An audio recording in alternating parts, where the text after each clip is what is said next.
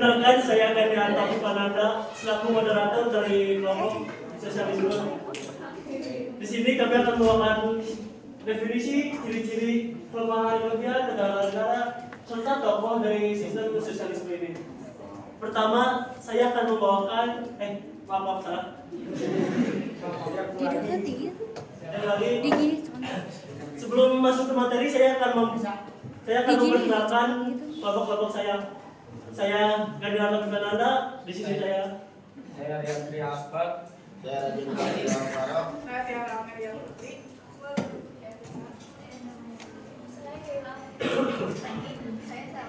saya Susi.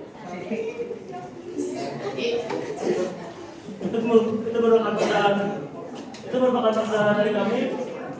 Kami akan langsung ke materi pertama adalah pengertian sosialis yang akan dibawakan oleh saya sendiri. Sosialisme adalah sistem ekonomi politik dan sosial yang menekankan kepemilikan bersama atau kolektif atas sumber daya dan alat produksi seperti pabrik, tanah, energi, dan infrastruktur. Kepemilikan ini biasanya dipegang oleh negara, masyarakat, maupun koperasi dengan tujuan utama mencapai pemerataan kesejahteraan dan menghapuskan kesenjangan sosial. Dalam sosialisme, kegiatan ekonomi diatur untuk memenuhi kebutuhan seluruh masyarakat secara adil, bukan sekedar mengejar keuntungan pribadi.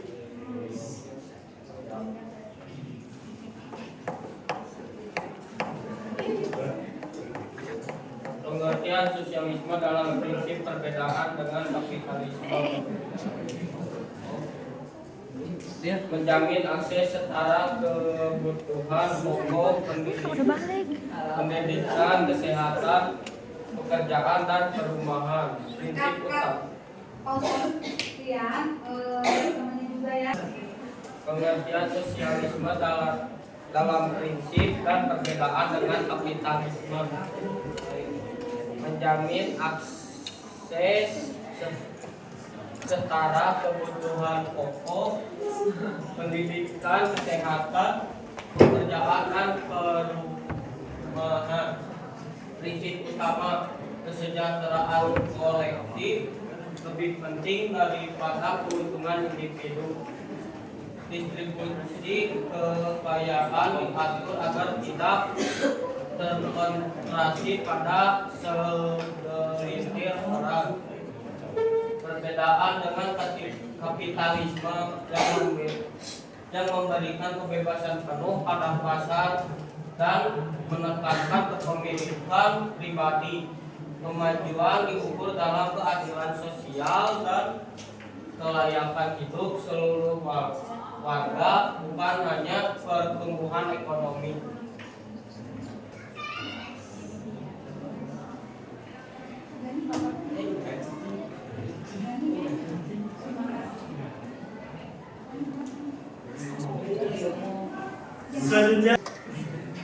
Selanjutnya akan membawakan materi negara-negara yang menjunjung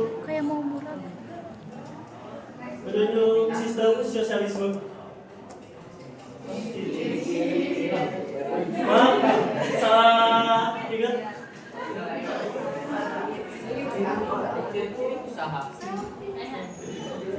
Bukan negara, tapi maaf, ciri-ciri sosialisme yang akan dibawakan oleh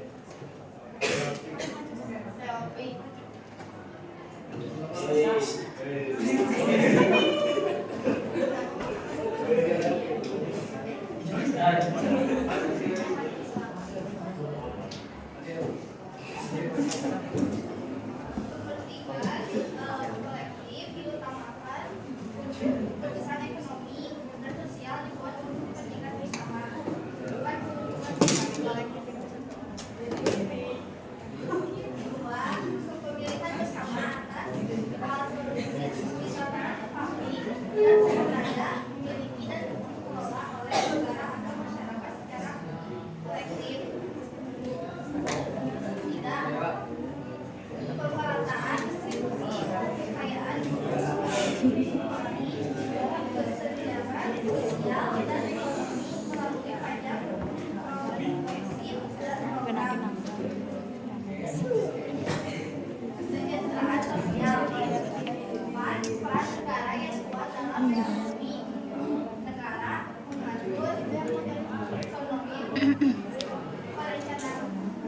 perencanaan harga dan keputusan lima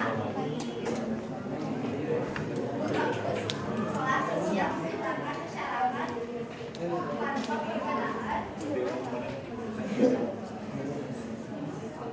status sosial yang self-identifikan. Nah, penekanan pada kesetaraan semua orang memiliki hak dan kesempatan yang sama di bidang ekonomi, sosial, dan politik.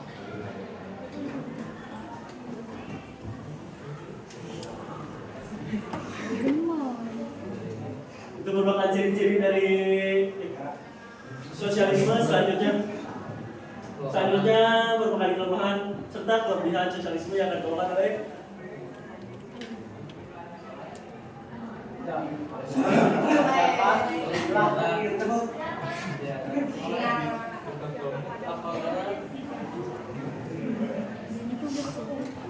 menyampaikan 5 kelemahan dari sistem sosialisme. Yang pertama ada pertumbuhan ekonomi yang lebih lambat. Sistem ini seringkali mengalami pertumbuhan ekonomi yang kurang cepat dibandingkan sistem lainnya seperti kapitalisme. Yang kedua ada keterbatasan pilihan konsumen. Karena produksi dan distribusi diatur oleh pemerintah, maka pilihan barang atau jasa yang tersedia cenderung berlebihan. Yang ketiga ada potensi monopoli pemerintahan. Pemerintahan yang menguasai sebagian besar sektor ekonomi dapat menciptakan potensi monopoli yang merugikan masyarakat. Yang keempat yaitu mematikan inisiatif dan kreativitas. Pemerintahan mengendalikan hampir seluruh sektor ekonomi sehingga individu kurangnya terdorong untuk berinovasi. Nah, yang kedua itu adanya kurangnya kebebasan untuk melakukan sebuah karya. Kepemilikan pribadi atas sumber daya ekonomi sangat dibatasi dalam sistem sosialisme. Maka menguranginya motivasi untuk mengembangkan usaha mandiri. Kalau lebih banyak akan disampaikan oleh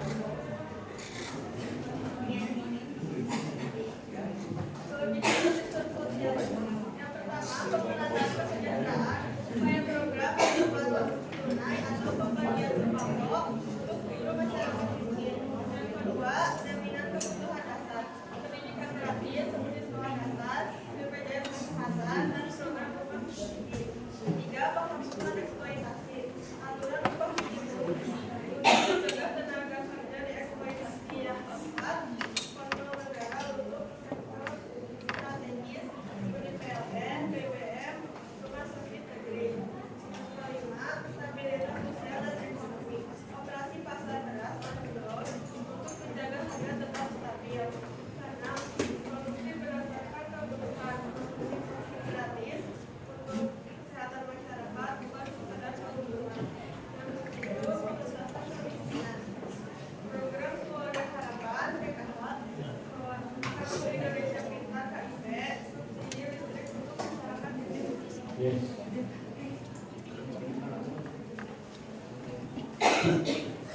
Selanjutnya pembawaan materi negara-negara yang menganut sistem sosialisme. Negara yang menganut sistem sosialisme. Satu, Kuba. Kuba memiliki sistem sosialisme yang kuat dengan pemerintah yang mengendalikan.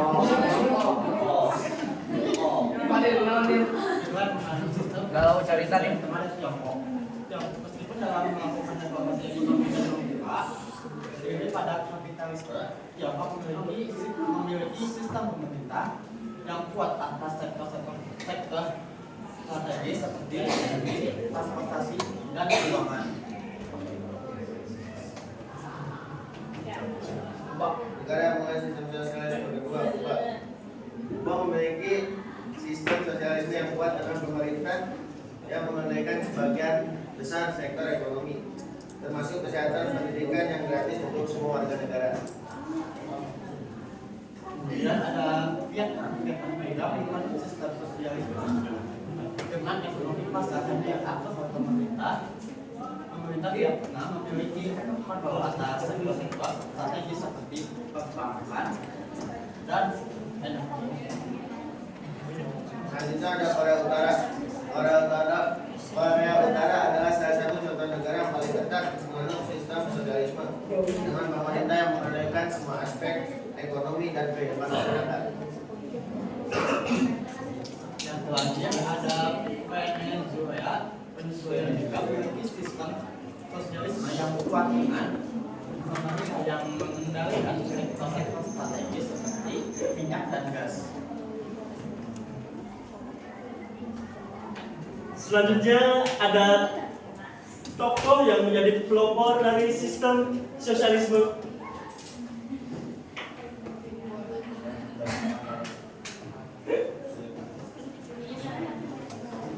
Saya memberikan pertanyaan.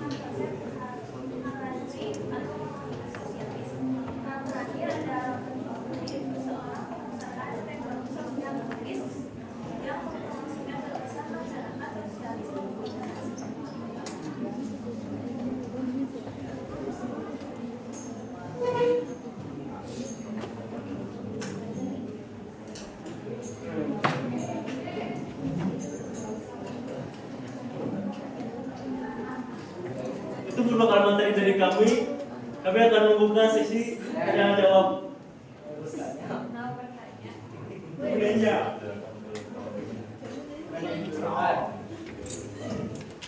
Mulai dari sana.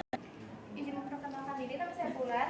Akan bertanya bagaimana hubungan antara keterbatasan kepemilikan pribadi atas sumber daya dengan motivasi usaha masyarakat. Minta dulu, tapi pelan-pelan. Ya. Bagaimana hubungan antara keterbatasan kepemilikan pribadi atas sumber daya dengan motivasi usaha masyarakat?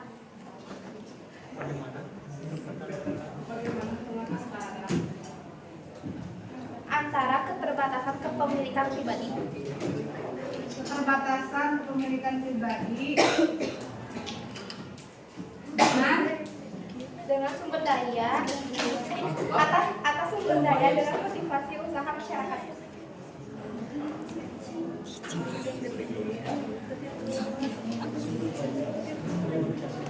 sudah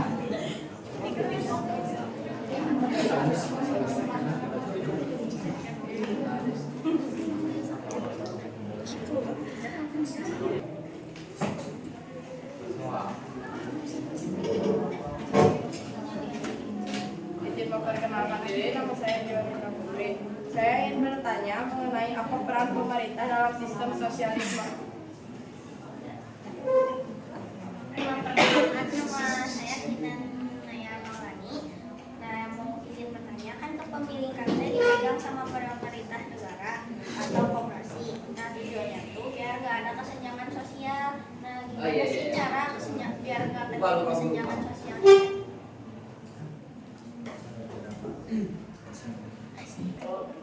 Izin perkenalkan diri. Perkenalkan, nama saya Maharani Saputra. Izin bertanya. bertanya bagaimana sosialisme mempengaruhi kebijakan pendidikan di negara-negara tersebut. Bagaimana sosialisme mempengaruhi kebijakan pendidikan di negara-negara tersebut. Perkenalkan, nama saya Yunisa. Izin bertanya, mengapa sistem sosialisme dianggap dapat mematikan inisiatif dan kreativitas individu? Bagaimana sistem sosialis memandang hak individu dan kebebasan. Di kelebihan sistem sosialisme kan ada inflasi terkendali. Nah, bagaimana cara sistem sosialisme mengendalikan inflasi sehingga tetap terkendali? Izin memperkenalkan diri, nama saya Ragil Sanjaya. Izin bertanya, apa dampak negatif dari sistem ekonomi sosialisasi terhadap pertumbuhan ekonomi? Dampak negatif Sosialisme dari terhadap sistem ekonomi sosial terhadap pertumbuhan ekonomi dan inisiatif individu. Apa dampak negatif dari sistem ekonomi sosialisme terhadap pertumbuhan ekonomi dan inisiatif individu? Udah, terima kasih. Yang pertama akan menjawab pertanyaan daripada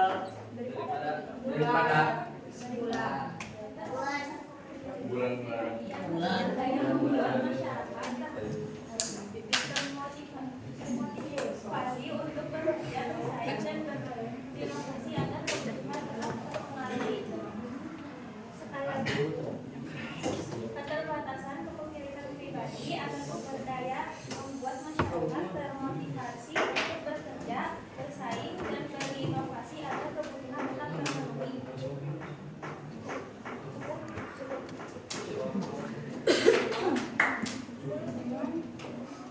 Dalam sistem sosialisme, Saya akan menjawab.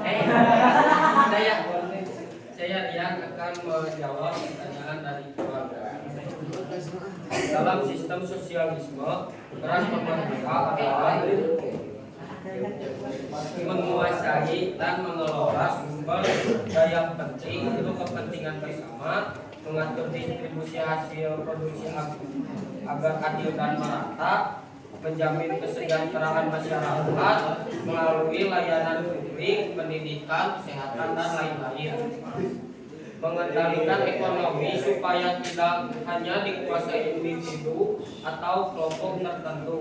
Intinya, pemerintah berperan besar sebagai pengatur dan pengendalian demi keadilan sosial. Bagaimana tanya? Lanjut. Jadi saya akan menjawab pertanyaan dari Vina, cara supaya tidak ada perbedaan sosial dan sebenarnya ada pemerataan pendidikan, semua mempunyai akses pendidikan yang sama. Kemudian ada sistem pajak adil dan subsidi, kaya membantu miskin. Kemudian ada jaminan sosial seperti kesehatan, bantuan bagi yang lemah ekonominya.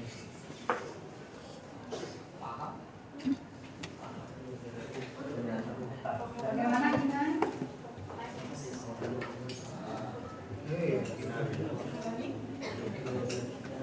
Ayo, cepetan. Saya akan menjawab.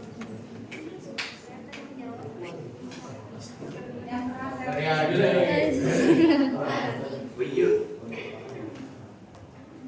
Dalam negara yang menganut sosialisme, kebijakan pendidikannya mempengaruhi prinsip keadilan dan pemerataan dampaknya.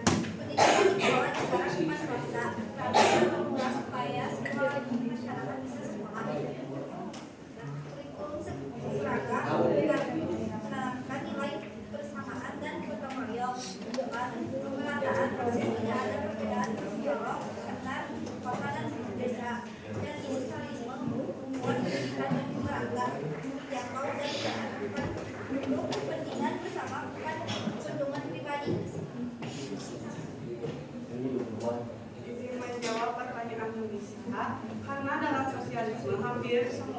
dengan dikendalikan negara sehingga kebebasan individu terbatas.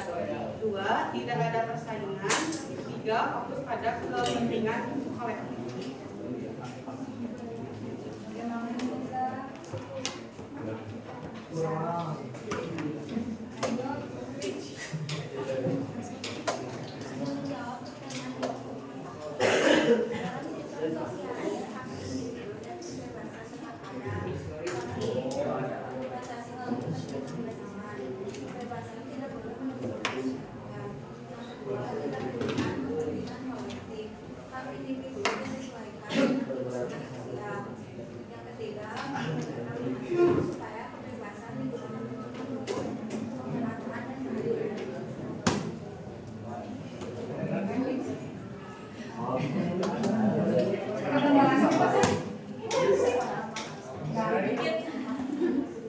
Boleh diulang yang keras ya.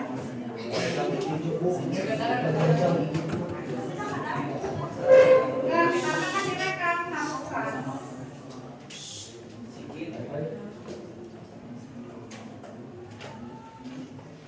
Dalam sistem sosialis, hak individu dari kebebasan tetap ada, tapi pertama dibatasi oleh kepentingan bersama. Kebebasan tidak boleh merugikan masyarakat. Yang kedua, didahulukan kepentingan kolektif. Hak individu disesuaikan dengan kebutuhan sosial. Yang ketiga, negara mengatur supaya kebebasan digunakan untuk mendukung pemerataan dan keadilan. Next. Siapa lu? Izin menjawab pertanyaan Arin. Dalam sistem sosialisme, inflasi dikendalikan melalui peran aktif negara dengan ekonomi, yaitu 1. Harga diatur pemerintah, kebutuhan pokok dijaga stabil, tidak ikut pasar bebas. 2. Produksi dan distribusi dikendalikan agar barang selalu tersedia dan tidak langka. 3. Subsidi dan kontrol upah menjaga daya beli masyarakat. 4. Perencanaan ekonomi terpusat. Jumlah produksi disesuaikan dengan kebutuhan sehingga mencegah kelebihan atau kekurangan barang. Bagaimana Arin? Bagaimana Arin? Lanjut. Izin menjawab pertanyaannya Rachel. Dampak negatif sistem sosialis terhadap pertumbuhan ekonomi dan inisiatif individu. Yang pertama, pertumbuhan ekonomi lambat karena ekonomi selalu dikendalikan negara, inovasi dan efisiensi berkurang. Kedua, kurangnya inisiatif individu. Hasil kerja sering berbagi rata, sehingga orang kurang termotivasi untuk berusaha lebih keras atau berinovasi. Yang ketiga, birokrasi. Keputusan ekonomi lambat menghambat perkembangan. Yang keempat, risiko ketergantungan pada negara. Masyarakat jadi pasif untuk bantuan. Singkatnya, sosialisme bisa membuat ekonomi tidak cepat berkembang dan kreativitas individu menurun. Bagaimana Radil?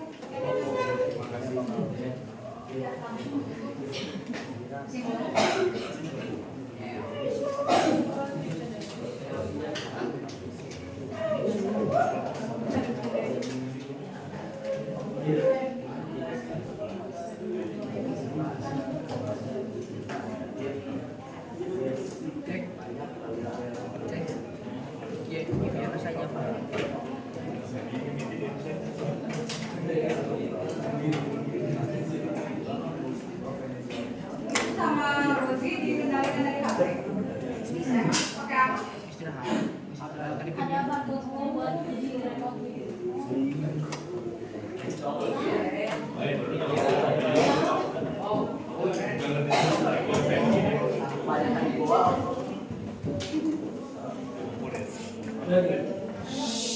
Terima kasih atas pertanyaan sebelumnya. Selanjutnya saya akan memasuki kesimpulan. Apa sih kesimpulan dari materi kami? Kesimpulannya adalah sosialisme adalah sistem ekonomi dan sosial yang menekankan kepemilikan bersama atas sumber daya untuk mencapai pemerataan kesejahteraan serta mengurangi kesenjangan sosial.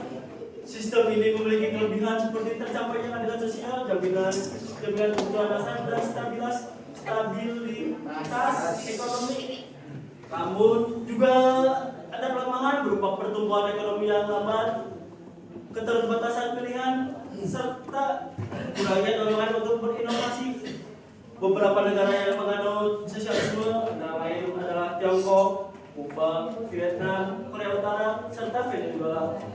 Tokoh penting yang melahirkan dan mengembangkan gagasan